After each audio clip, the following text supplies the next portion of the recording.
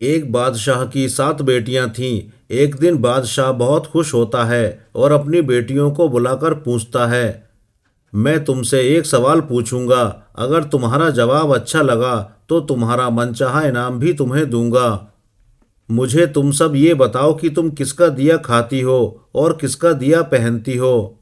7 में से 6 बेटियों ने जवाब दिया, अब्बा जान, हम आपका दिया खाते हैं और आपका दिया पहनते हैं। आप ही की वजह से हमारी ये शानो शौकत है। ये सुनकर बादशाह बहुत खुश हुआ और सबको उनका मनचाहा इनाम दिया। जब सबसे छोटी बेटी की बारी आई तो उसने कहा, मैं अल्लाह का दिया खाती हूँ और अपनी किस्मत का पहनती हूँ और ये मेरा नसीब है। बादशाह ये सुनते ही आग बबूला हो गया और कहने लगा, ए कमबख्त, तुझे इसकी सज़ा ज़रूर मिलेगी।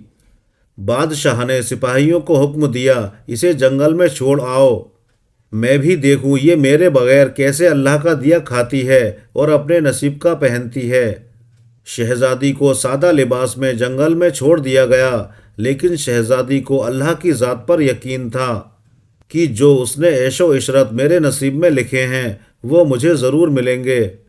शहजादी जंगल में इधर उधर देखने लगी। सुबह से शाम हो गई।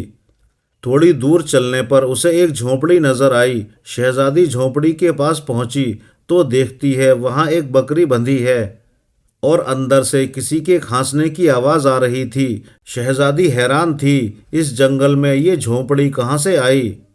शहजादी झोंपड़ी के अंदर दाखिल हो गई तो देखती है कि एक बूढ़ा आदमी चारपाई पर लेटा है और खांसते खांसते पानी पानी पुकार रहा है। शहजादी इधर उधर देखती है, उसे कोने में पानी का एक घड़ा दिख जाता है और वो गिलास में पानी भरकर उस बूढ़े आदमी को पिलाती है।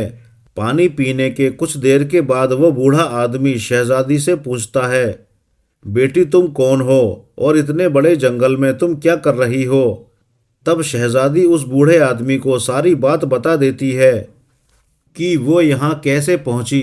वो बूढ़ा आदमी शहजादी को झोपड़ी में रहने की इजाज़त दे देता है और कहता है कि मैं शहर में काम करता हूँ, सुबह शहर चला जाऊँगा और 8 दिन के बाद आऊँगा। तुम यहीं पर रहो और झोपड़ी में खाने का सामान भी मौजूद है।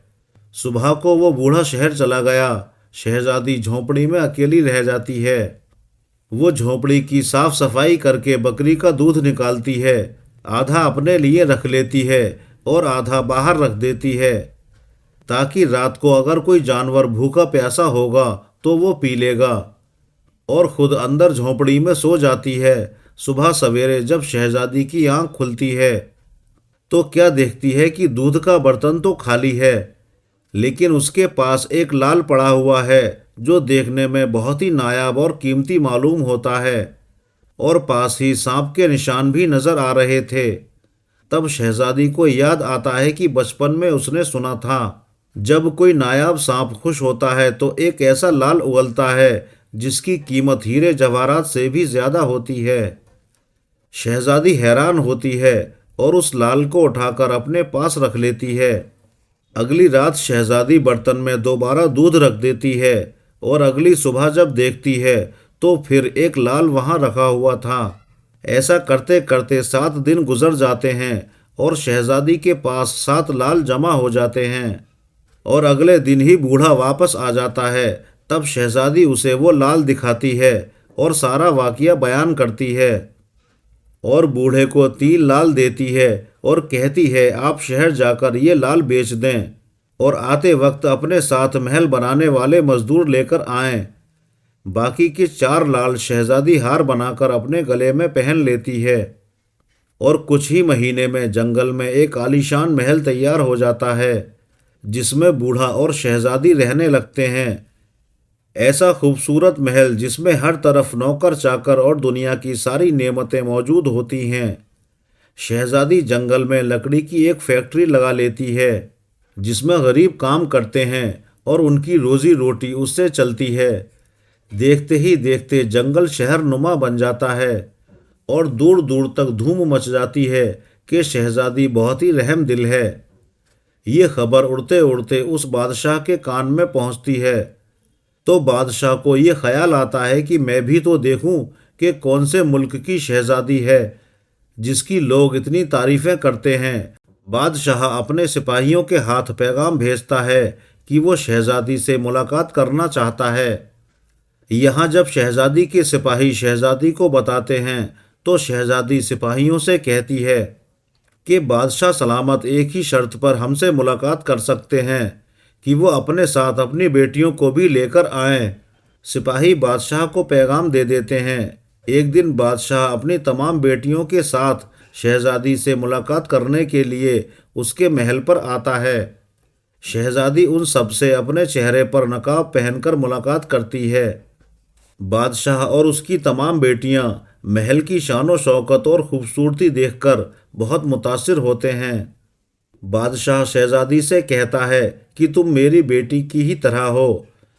मैं भी तुम्हारे कहने पर अपनी सारी बेटियों को साथ लेकर आया हूँ। फिर हमसे भला कैसा पर्दा। बहुत ही ज्यादा इसरार करने पर शहजादी कहती है कि ठीक है, मैं तैयार होकर आती हूँ।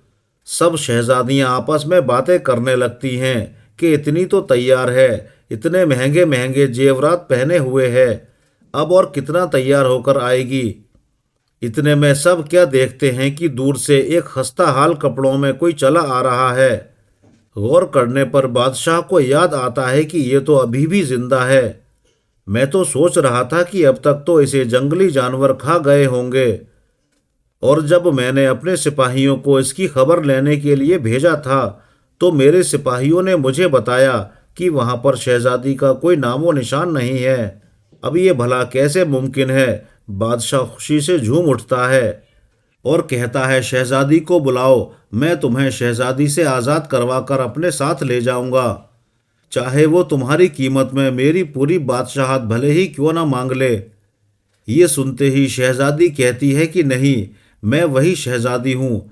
क्या मैं नहीं कहती थी कि मैं अल्लाह का दिया हुआ खाती हूँ और अपने नसीब का पहनती हूँ। बस उसी अल्लाह ने मुझे कहाँ से कहाँ पहुँचा दिया कि आज मैं आपसे ज़्यादा अमीर हूँ। फिर शहजादी अपना तमाम हाल बादशाह को बयान करती है कि भला वो इस मुकाम तक कैसे आई और बादशाह को अपने गले का हार दिखाती है जिसमें अब भी 4 लाल मौजूद थे। ये सुनते ही बाकी सारी शहजादियां दिली दिल में रश्क करने लगती हैं और कहने लगती हैं कि ए काश हमने भी यही कहा होता कि हम अल्लाह का दिया खाते हैं और अपने नसीब का पहनते हैं। दोस्तों, हमेशा अल्लाह पाक की ज़ात पर यकीन रखो और अल्लाह जिस हाल में भी रखे अल्लाह का शुक्र अदा करते रहो। यकीनन अल्लाह ताला कभी आपको तन्हा नहीं छोड़ेगा। दोस्तों, आज इस कहानी से आपने क्या सीखा हमें ज़रूर बताएं और अल्लाह तबारक ताला की बारगाह में दुआ करते रहें कि अल्लाह ताला हम सबको अपनी रज़ा वाली ज़िंदगी और अपनी रज़ा वाली मौत नसीब फरमाए। आमीन या रब्बुल आलमीन। दोस्तों, आज की वीडियो में बस इतना ही। ये वीडियो आपको कैसी लगी कमेंट्स करके ज़रूर बताना और अगर चैनल पर नए हैं तो चैनल को सब्सक्राइब भी कर लें। शुक्रिया। अल्लाह हाफिज़।